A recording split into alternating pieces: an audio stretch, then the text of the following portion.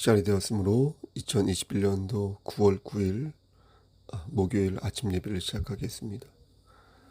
다 같이 사도신경으로 우리의 신앙을 고백하겠습니다. 전능하사 천지를 만드신 하나님 아버지를 내가 믿사오며 그 외아들 우리 주 예수 그리스도를 믿사오니 이는 성령으로 잉태하사 동정녀 마리아에게 나시고 본디오 빌라도에게 고난을 받으사 십자가에 못 박혀 죽으시고 장사한 지 사흘 만에 죽은 자 가운데에서 다시 살아나시며 하늘에 오르사 전능하신 하나님 우편에 앉아 계시다가 저리로서 산 자와 죽은 자를 심판하러 오시니이다. 성령을 믿사오며 거룩한 공예와 성도가 서로 교통하는 것과 죄를 사해 주시는 것과 몸이 다시 사는 것과 영원히 사는 것을 믿사옵나이다. 아멘. 거룩하시고 자비로우신 하나님 아버지, 하나님의 크신 사랑을 진심으로 감사드립니다. 밖에 풀벌레 소리가 들리고 이제 가을이 왔는데 하나님, 완연해지는 이 가을 속에서 우리가 더욱더 하나님을 찬양하고 하나님께 예배드릴 수 있도록 우리의 마음을 움직여 주시옵소서. 우리가 힘들고 지칠 때마다 우리가 어떤 존재인지, 우리가 어떤 뜻을 가지고 이 땅에 태어났는지 돌아볼 수 있도록 하시고 그리스도인의 정체성을 바로 확립함으로 말미암아 우리의 삶 또한 더욱더 윤택하고 성숙하고 아름다워질 수 있도록 주여 은혜를 나리어 주시옵소서. 하나님, 우리가 살아가는 이 세상에서 머리가 될진데 꼬리가 되지 아니하도록 하시고 우리가 하는 모든 일들이 주 말씀 안에서 형통할 수 있도록 주여 우리의 삶 위에 축복하여 주시옵소서. 이웃을 내 몸과 같이 사랑할 수 있도록 하시고 하나님을 사랑하면서 우리를 위해서 예비된 많은 복들을 다 받아 누릴 수 있도록 하여 주시옵소서. 우리의 건강을 책임져 주시고 건강한 상태에서 하나님의 일을 감당할 수 있도록 도와주시옵소서. 사랑하는 자들 위해 서로 기도하며 합심하여 선을 이룰 수 있도록 하시고 하나님의 뜻이 어디 있는지 늘 묵상하며 말씀 안에서 그 뜻을 찾아갈 수 있는 우리 모두가 될 수 있도록 도와주시옵소서. 성서 교회 공동체로서 부족함 없도록 하시고 우리에게 맡겨진 그 사명을 감당하고 우리가 묵묵히 수행해야 할 것들을 수행할 수 있도록 하시며 평화의 도구, 사랑의 도구, 그리고 아름답게 사용되어지는 귀한 도구가 될 수 있도록 주여 우리를 강권적으로 들어 사용하여 주시옵소서. 심신이 연약한 형제와 자매들 함께 하시사 나고자 되지 아니하도록 하시고 그가지 눈동자처럼 지켜 주시옵소서. 하나님, 저에게도 함께 하시사 바르게 묵양할 수 있도록 하시고 바르게 순종할 수 있도록 도와주시옵소서. 모든 말씀 우리를 죄에서 구속하여 주신 주 예수 그리스도인 받들어 감사하며 기도드렸사옵나이다. 아멘. 하나님 말씀 로마서 3장 24절 말씀 보겠습니다. 로마서 3장 24절입니다. 그리스도 예수 안에 있는 속량으로 말미암아 하나님의 은혜로 값없이 의롭다 하심을 얻은 자 되었느니라. 한 번 더, 그리스도 예수 안에 있는 속량으로 말미암아 하나님의 은혜로 값없이 의롭다 하심을 얻은 자 되었느니라. 아멘. 하나님, 부족하지만 하나님께서 함께 하시사 바르게 말씀을 전할 수 있도록 도와주시옵소서. 예수님 이름 받들어 감사하며 기도드렸사옵나이다. 아멘. 여러분, 선물을 좋아하시죠? 아마 선물을 싫어할 분은 없을 것입니다. 하지만 과도한 선물을 받을 때는 어떻습니까? 좀 부담이 될 것입니다. 이걸 받아도 되는가 싶기도 하고, 그래도 그의 마음을 알고 나면 점점 더 감사한 마음이 그래도 커질 것입니다. 여러분은 그동안 받은 선물 중에서 어떤 선물이 가장 기억에 남습니까? 또 어떤 선물을 누구에게 하였을 때 가장 기억에 남습니까? 아무리 고가의 선물이라 하여도 나뿐만 아니라 다른 사람도 모두 받는 것이라면 크게 고마워하지 않을 수 있습니다. 기억에 명료하게 남는다는 것은 그 선물이 특별하다는 것인데, 아마도 다른 사람이 받지 않은 무언가를 받았거나 아니면 정성이 듬뿍 들어있어서 그의 마음의 중심을 보았을 때 그 선물을 우린 특별하다고 생각할 것입니다. 말도 마찬가지입니다. 선물은 물질만 있는 것이 아닙니다. 누군가 각별한 말을 내게 하였을 때 더 기쁘고 힘이 나는데, 그렇게 말해준 사람을 우리는 평생 잊지 못하는 것입니다. 예전에도 한번 말씀드렸는데, 중학교 1학년 때 제가 국어 선생님이 제가 중학교 1학년 때 그러니까 국어 선생님이 일기를 쓰는 학생이 있냐라고 물으신 적이 있습니다. 저는 그때 손을 들었고, 그러자 선생님은 저에게 1학년 학생 중에서 일기를 쓰는 학생은 자네가 유일하다 이렇게 말씀해 주셨습니다. 그리고 1년이 지난 2학년 학기 초에 다시 그 선생님이 공개적으로 또 일기를 쓰는 학생이 있냐라고 물으셨는데, 저는 그때도 일기를 쓰고 있었기에 손을 번쩍 들었습니다. 그랬더니 선생님께서 말씀하시기를 1, 2학년 통틀어서 일기를 쓰는 학생은 자네가 유일하다 이렇게 말씀해 주셨습니다. 그때 한 반에 60여 명 되고 총 12반이었으니까 꽤 많은 거죠. 그것도 1, 2학년 통틀어서. 그리고 얼마 후 교내 100일장을 하였는데, 거기서 저는 반을 대표하여서 글을 썼습니다. 그런데 국어 선생님이 저에게 오시더니 하신 말씀이, 너는 일기도 쓰는데 왜 이리 글을 못 쓰는 것이냐 하며 참 이상하다 이렇게 혀를 차셨습니다. 그러면서 하신 말씀이, 네가 일기를 쓰기에 이번에는 격려 차원에서 내가 너에게 상을 줄 것이다 라고 말씀하셨습니다. 요즘 말로 TMI 같은데, 아무튼 그때 제 머릿속이 참 복잡하여졌는데, 이걸 기뻐해야 할지 슬퍼해야 할지 마음이 심란하였습니다. 동정표 같기도 하고 격려의 박수 같기도 하여서 하여간 마음이 착잡하고 복잡하였던 기억이 있습니다. 그때 제 마음이 복잡했던 이유는 저의 능력으로 상을 받은 게 아니라 선생님의 은혜로 상을 받았기 때문입니다. 엄밀히 말하면 상을 받는 데 있어서 일기를 쓰는 것 자체는 상 받기의 조건에 해당하지 않습니다. 그렇죠? 선생님의 선처가 없었다면 저는 상을 받지 못했을 것이고, 그래서 두말하면 잔소리의 결과였습니다. 말씀을 준비하면서 그때 선생님의 선처가 과연 착잡하기만 한 것일까 생각해 보았습니다. 은혜를 받았으면 감사하게 생각해야지, 그래서 베베 꼬아서 괜히 울적해하거나 찝찝해하거나 하는 것은 은혜 받은 자의 도리가 아니라는 생각이 들었습니다. 많은 사람들이 하나님의 구원에 대해 자꾸 딴지를 걸려고 합니다. 왜 하나님은 모든 사람을 구원하실 것이지 몇몇 사람들만을 구원하신 것일까? 그건 너무 옹졸한 처사가 아닌가?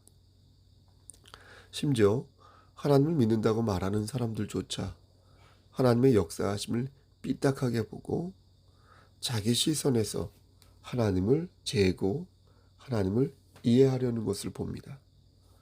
하지만 우리는 명심해야 할 것입니다.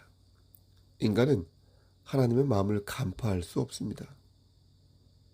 그리고 우리는 은혜를 베푼 자가 아니라 은혜를 받은 자입니다. 따라서 우리는 은혜를 논할 위치에 있지 않습니다. 근데 자꾸만 하나님을 부검하듯 분석하려 하고 해부하려 하고, 그러니까 자꾸만 진리를 왜곡하는 잘못을 범하게 되는 것입니다. 오늘 본문을 보면 하나님께서 이렇게 말씀하셨습니다. 모든 사람이 죄를 범하였음에 하나님의 영광에 이르지 못하더니 그리스도 예수 안에 있는 속량으로 말미암아 하나님의 은혜로 값없이 의롭다 하심을 얻은 자 되었느니라. 여러분 보세요. 이 말씀의 뜻은 크게 두 가지 내용을 담고 있는데, 하나는 인간 중에 죄인이 아닌 자가 없다라는 것이고, 또 하나는 그런 죄인이 예수님 안에 있는 속량으로 말미암아 전격적으로 의인이 될 수 있었다라는 것입니다. 성경은 분명 모든 인간이 타락하였는데 예수님의 은혜로 말미암아 의인이 될 수 있었다 말씀하십니다. 그런데 사람들은 그게 아니라고 말하는 것입니다. 개 중에는 타락하지 않은 선량한 사람이 존재한다며 모든 인간을 죄인이라고 말하는 것은 잘못된 판단이다 라고 말합니다.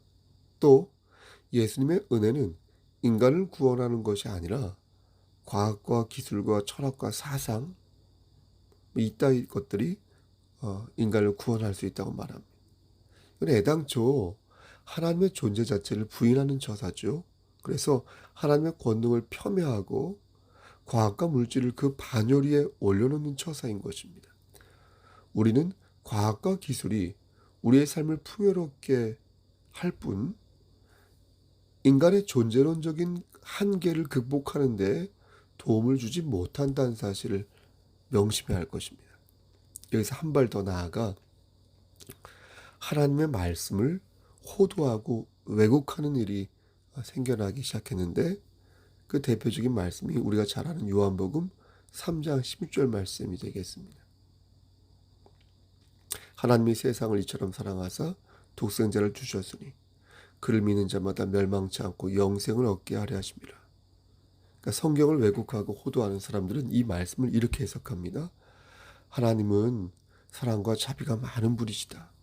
그러므로 사람을 구원할 때에는 제한적으로 사람을 구원하는 게 아니라 제한적으로 모두를 구원하신다.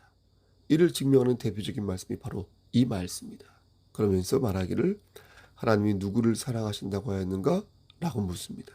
그러면서 하나님이 세상을 이처럼 사랑하사 라고 했지 않은가? 세상을 사랑한다고 하셨으므로 하나님은 이 세상을 위해 예수 그리스도를 보내신 것이고, 그러므로 곧 예수님은 세상 모두를 구하기 위해 오셨다. 이렇게 주장합니다. 여러분, 이게 과연 맞는 주장입니까? 예? 저는 그렇게 말하는 사람에게 오히려 되묻고 싶은 것입니다. 그렇다면 세상이 아니라고 하면 도대체 뭐라고 말할 수 있습니까? 우주라고 말해야 합니까? 바다라고 말해야 합니까? 아니면 어떤 특정한 나라를 가리켜서 말해야 합니까? 100번 양보해서 세상이라 말하지 않고 교회라고 말해야 합니까? 요한복음 3장 16절에서 말씀하는 세상이란 이 세상을 말하는 것이 아닙니다.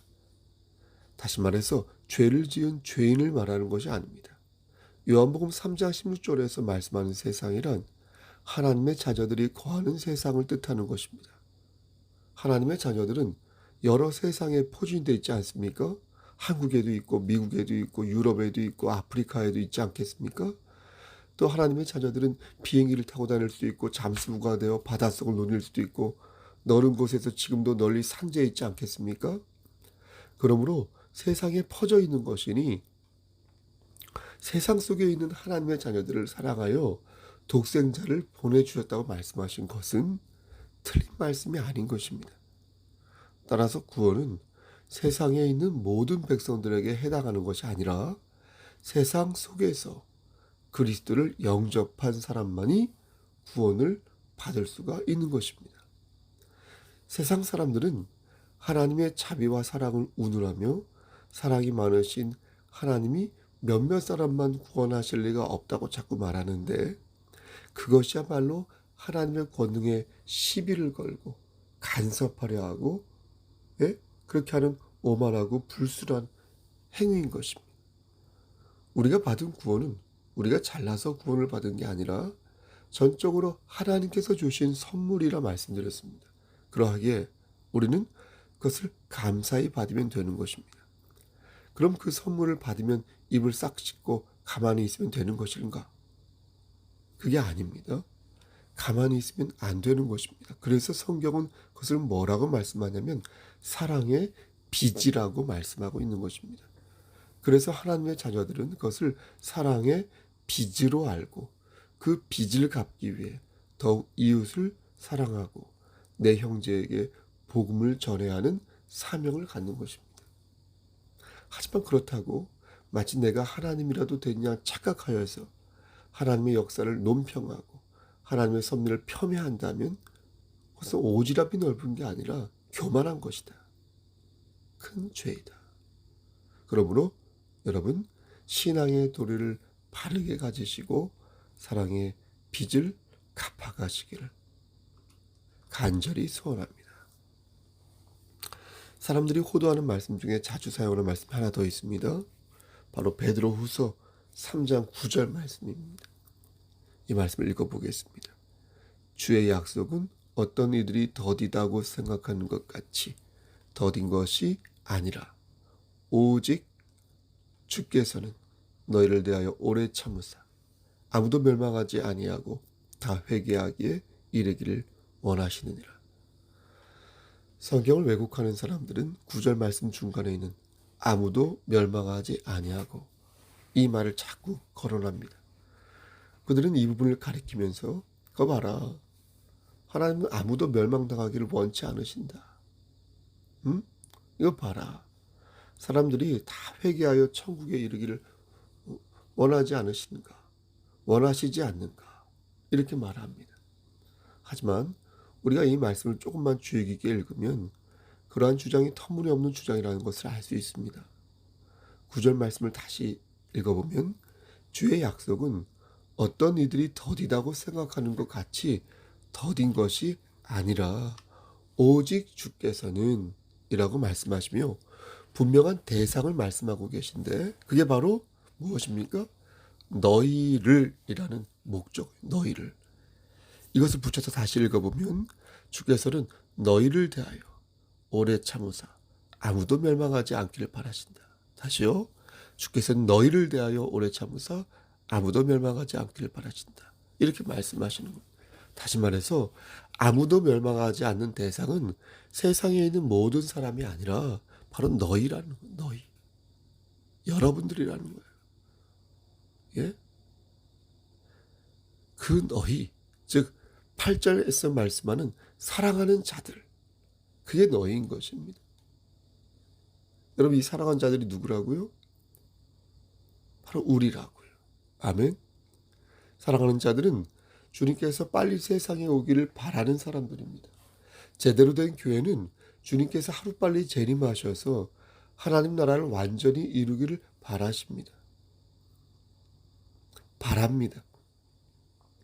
세상의 물욕과 정욕과 탐욕을 바라지 않고 어떤 정권의 욕망과 물질을 신으로 받드는 만무리즘에 빠지지 않고 주님이 빨리 오시기만을 손꼽아 기다립니다. 그리고 하나님께서는 바로 그런 사람들이 멸망하지 아니하고 모두 회개하기에 이르기를 원하신다. 이렇게 말씀하는 것입니다. 사랑하는 우리 성석교회 성도 여러분, 그렇다면 오늘 본 말씀이 우리에게 주는 메시지가 무엇이겠습니까? 귀 있는 자는 성령의 음성을 들으시길 바랍니다. 그것은 하나님의 은혜를 기억하라. 하나님의 은혜를 기억하는 자가 하나님께 사랑을 받은 자이고 하나님의 은혜를 기억한 자가 하나님의 은혜를 받은 특별한 존재이다 라는 것입니다. 아무나 하나님의 자녀가 될 수 있는 것이 아닙니다. 우리가 능력이 있어서 하나님의 자녀가 된 것은 아니지만 그렇다고 아무나 하나님의 자녀가 될 수 있는 것은 아니라는 것입니다. 하나님의 일을 하다 보면 지칠 때가 많습니다. 저도요, 말씀을 계속 준비하고 손질하고 다듬는 과정에서 또 쳇바퀴 돌듯이 반복되는 과정에서 그 외 다른 일을 하지 못할 때가 많습니다. 여러분도 아마 그럴 것입니다.